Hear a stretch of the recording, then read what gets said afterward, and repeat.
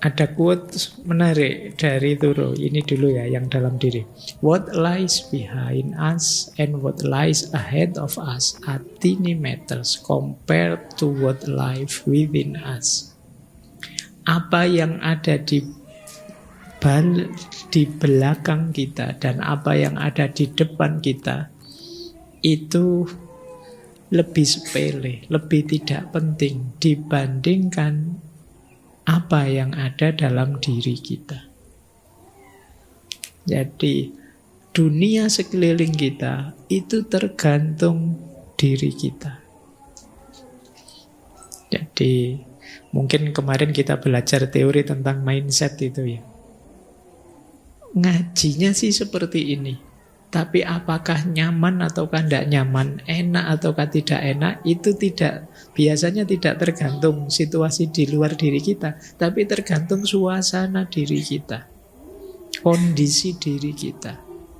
Kalau kamu lagi stres, lagi galau, lagi sumpek, serame apapun ngaji ini rasanya sepi, pikiranmu melayang kemana-mana. Jadi kondisi dalam diri kita lebih menentukan. Kalau kamu sedang marah, ada komedi selucu apapun, kamu tambah ngamuk. Kenapa? Yang harusnya lucu kamu tertawa karena batinmu sedang galau, rasanya malah melecehkanmu dan kamu marah. Jadi yang ada dalam diri kita itu lebih penting. Makanya tadi alatnya intuisi. Bisa saja ini pengalaman menyenangkan bagi orang lain, tapi begitu masuk ke saya menangkapnya sebagai pengalaman yang kurang menyenangkan. Pengalaman yang negatif. Jadi ternyata dunia di depanku, dunia di belakangku itu kalah penting dengan dunia di dalam diriku. Berarti apa? Tugas kita pertama membereskan dunia dalam diri.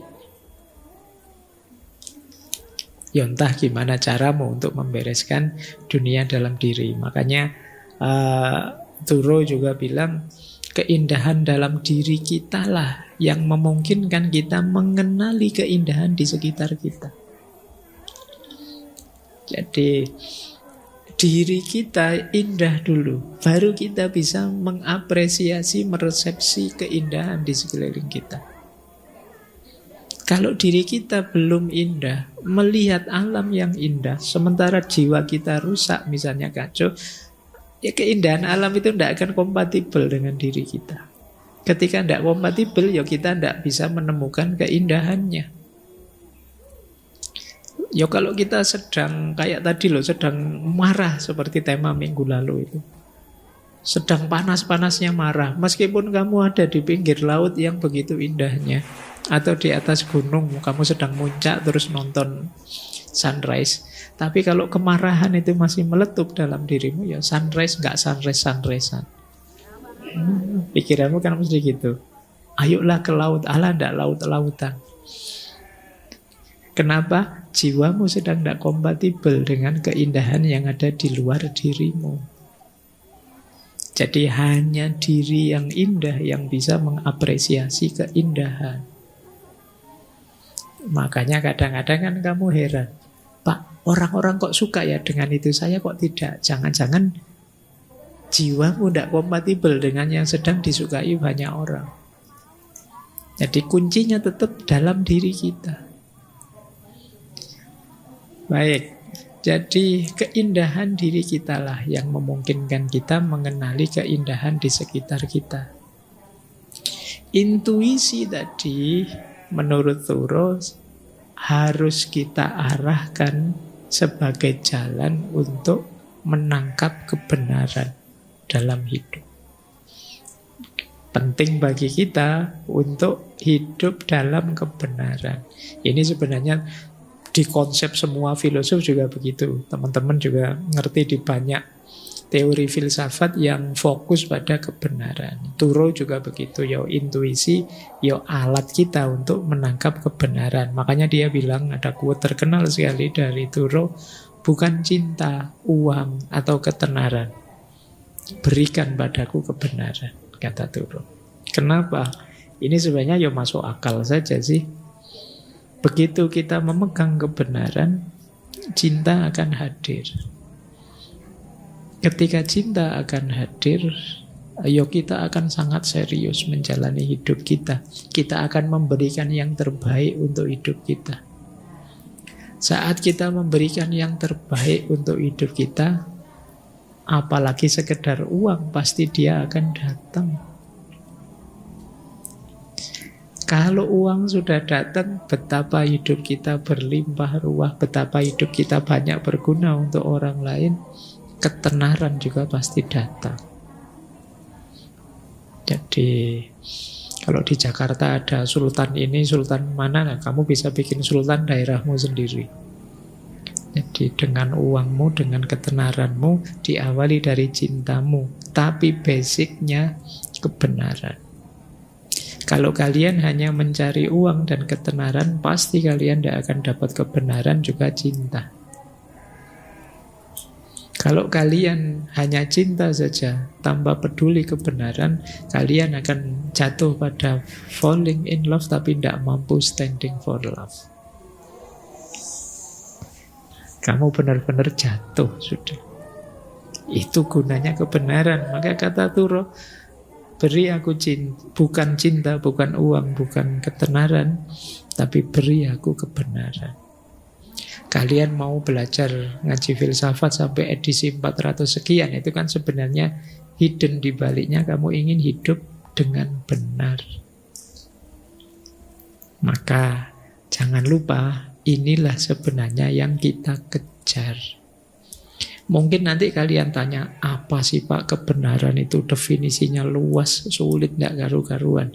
Jawabannya Turo apa? Tangkap dan rasakan dengan intuisimu. Jadi pikiranmu mungkin bisa ngeyel, Pak benar itu kan macam-macam Pak, perspektif ini, perspektif itu, bisa benar menurut saya, tidak benar menurut orang lain. Ya monggo saja, tapi kalau versinya Turo, tangkaplah tidak dengan akalmu, tangkaplah dengan intuisimu. Sayangnya di sekolahan tidak ada pelajaran untuk mendaya gunakan intuisi ini. Di pendidikan ya alat yang paling kita pakai kan akal sama panca indera saja, itu yang kita sebut positivisme, positivistik. Kalau untuk hal-hal yang jenis-jenis intuisi, naluri, nurani, imajinasi, itu mungkin hanya jurusan tertentu yang intensif bahas itu. Padahal ini penting untuk menangkap kebenaran yang derajatnya lebih dalam, yang kita sebut intuisi ini. Baik, kita lanjutkan. Itu tadi yang pertama. Jadi kunci pertama transendentalisme adalah intuisi. Kita lanjutkan ya. Yang kedua, ini juga unik. Jadi titik tekannya transendentalisme ada pada individualisme dan kebebasan pribadi. Jadi kalian harus jadi manusia yang otentik versi dirimu sendiri. Bahkan nanti di pikirannya Turo, setiap orang itu dengan intuisinya bisa langsung mengakses kebenaran apapun, termasuk kebenaran spiritual dan kebenaran moral, tanpa harus kalian belajar keluar. Jadi sederhananya begini, dengan hati nuranimu, suara hatimu saja, kamu tahu kok mana baik, mana buruk. Itu yang dia maksud kebenaran moral tadi. Kebenaran spiritual juga begitu. Kalau hatimu jernih, pikiranmu jernih, kamu tahu kok bahwa alam semesta ini tidak sekedar yang kelihatan. Pasti ada daya, ada kekuatan di balik yang kelihatan.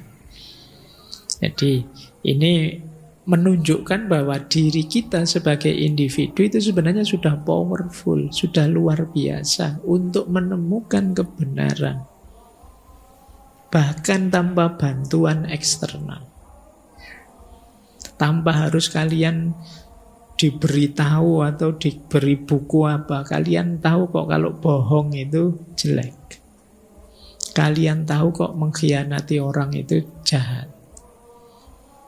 Kalian tidak bisa alasan, Pak, sejak kecil tidak ada yang ngasih tahu saya, Pak, bahwa bohong itu salah. Jadi ya saya bohong terus ya. Seandainya tidak ada yang ngasih tahu pun, harusnya hati nuranimu dan intuisimu tahu bahwa itu tidak boleh, itu tidak seharusnya. Nah, pandangan ini nanti mengarah pada namanya individualisme versi transendentalisme. Jadi mari kita jujur dengan diri kita sendiri, mari kita menjalani hidup dengan nilai-nilai kebenaran yang kita serap. Banyak orang yang tidak berani begini, padahal kata Thoreau, inilah kebenaran yang sejati. Menurut saya yang benar ini, dan aku akan menghidupkan kebenaran ini sesuai pemahamanku. Jarang orang berani begini. Seperti di tema Herd Instinct 2 minggu yang lalu, orang selalu ingin mengikuti yang lain. Bagaimana yang lain, ya saya ke situ. Akhirnya dia tidak otentik. Nah, transendentalisme mengajari kita untuk yuk kita jadi diri kita sendiri. Sesuai pilihan kita, sesuai keinginan kita. Itulah mengapa nanti Thoreau itu kemudian hidup menyendiri di hutan. Meskipun hanya 2 tahun. 2 tahun, 2 bulan. Jadi dia hidup di hutan tadi, ingin menyendiri, ingin merasakan hidup yang otentik. Tidak banyak dipengaruhi oleh masyarakat, tidak banyak dipengaruhi norma-norma yang tidak perlu, dan lain sebagainya. Dan dia memang mengalaminya langsung. Di situ pada akhirnya akan muncul pribadi yang kuat, tangguh, yang tidak gampang hanyut oleh arus zaman. Kalian kan sering tanya, apa sih Pak gunanya dulu para ulama itu uzlah itu? Antara lain apa? Menguatkan pribadi. Kok bisa Pak? Iya, karena di sana mereka bisa jadi manusia yang otentik, jadi diri mereka sendiri. Tidak harus banyak beradaptasi menyesuaikan dengan maunya masyarakat. Jadi karena masyarakat itu kadang-kadang dalam aspek tertentu menghambat pengembangan diri kita. Mau gini mbak boleh, mau gitu ndak boleh. Nah kalau kamu sedang uzlah seperti Thoreau ini terus hidup di hutan, dia lebih bebas, bisa mengeksplor dirinya sedalam-dalamnya. Nah, itu rahasianya kenapa para sufi, para ulama itu di antara riyadhahnya adalah uzlah. Bahkan bila perlu kholwat. Ya selain muqarrabah mendekat pada Allah, juga melatih pribadi. Di situ dia kuat, mandiri. Bayangkan kalau hidup terus di tengah masyarakat kan, apalagi seorang alim yang dihormati, dihargai, tidak bisa. Dia bisa melatih dirinya mandiri. Yang terjadi apa? Dilayani orang, disayang orang, terus tidak boleh ini, tidak boleh itu. Bisa saja begitu. Maka ketika beliau menyendiri, jadi kuat dalam kesendirian. Ternyata kesendirian bisa menguatkan. Karena banyak orang jadi lemah ketika tergantung pada orang lain. Ketika kamu sendiri, akhirnya mandiri. Ketika kamu bisa hidup mandiri, kamu jadi kuat. Ini konsep antara lain yang mendasari pandangan transendentalisme, bahwa kita harus jadi diri pribadi kita sendiri. Makanya dia punya quote yang menarik, as long as possible, life free and uncommitted. Sebisa mungkin hiduplah secara bebas tanpa komitmen. Semampumu. Beliau pakai istilah as long as possible ya, karena ada dunia kita tidak sesimpel bayangan kita ya kita. Tapi sebisa mungkin bebaslah dan uncommitted. Uncommitted itu jangan terlalu banyak bikin komitmen, bikin janji, bikin apa, nadar ini, nadar itu, bikin saya akan setia ke sini, itu memberatkanmu. Bebaslah dan jangan terlalu banyak komitmen. Jadi kalau diminta komitmen ya kamu mikir dulu. Biar ya kamu bebas dulu. Kamu kok tidak komitmen dengan janji kita? Untuk sementara saya tidak komitmen dulu. Siapa tahu ada yang berubah, siapa tahu ada yang berkembang, siapa tahu itu. Makanya uncommitted. Kita tidak tahu yang terjadi besok apa. Misalnya kalian komitmen, aku akan selalu di sisimu. Kalau tiba-tiba dapat beasiswa ke luar negeri kan eman-eman. Nanti kamu dimarahi, mana komitmenmu, kan tidak enak. Jadi sebisa mungkin bebas dulu sampai dirimu kuat terbentuk. Maka as long as possible, life free and uncommitted. Yo nanti mungkin pada saatnya ketika kita sudah kuat berkomitmen ini itu, tapi kita jadi trendsetternya, bukan followernya. Ini ada kalimat menarik dari Thoreau. Jangan ikuti jalan yang ada. Pergilah ke tempat yang tidak ada jalannya dan tinggalkan jejak. Maka kalian akan jadi penemu, kalian akan jadi perintis, kalian akan jadi pionir, kalian akan jadi pelopor. Kalau kalian hanya mengikuti jalan yang ada saja, ya kalian hanya follower. Sehebat-hebatnya follower, ya kamu tetap disetir oleh yang kamu follow. Jadilah perintis. Jadi jangan hanya mengikuti jalan yang ada. Jangan hanya niru-niru. Wah, teman saya Pak bikin konten kayak gini viral, saya tak bikin juga. Dia viral, mungkin kamu enggak. Kamu hanya mengikuti jalan sebelumnya. Coba bikin jalan baru, berkreasi, inovatif, imajinasinya dipakai. Nah, tinggalkan jejak. Biar orang yang mengikutimu, bukan kamu yang mengikuti orang. Ini visi transendentalismenya Thoreau. Kita lanjutkan. Ini loh dia bilang. Kenapa dia kemudian mandiri menyendiri? Kata dia begini. Aku merasa menyendiri hampir sepanjang waktu itu menyehatkan. Berada di tengah orang lain, bahkan dengan orang-orang yang terbaik, akan cepat melelahkan dan membuat jenuh. Aku suka menyendiri. Aku tidak pernah menemukan teman yang lebih menyenangkan daripada kesendirian. Jadi kesendirian itu teman yang paling setia. Tidak pernah pergi meskipun kamu sendirian. Ada terus. Makanya kata dia, aku tidak pernah ketemu teman yang lebih setia, lebih menyenangkan daripada kesendirian. Bahkan meskipun punya teman yang paling hebat sekalipun. Kata dia, kadang-kadang dengan orang-orang terbaik itu malah melelahkan, merepotkan. Ayo, misalnya kalian ya, ada nanti yang ikut saya misalnya ke rumah, itu kan kalian sudah terikat tidak bebas sama sekali. Sungkanlah, khawatir ini, khawatir itu, nanti mau ke kamar mandi saja mikir bolak-balik, mengganggu gak ya? Tidak enak, jangan dikira. Meskipun kamu didampingi orang paling hebat, kamu akan nyaman.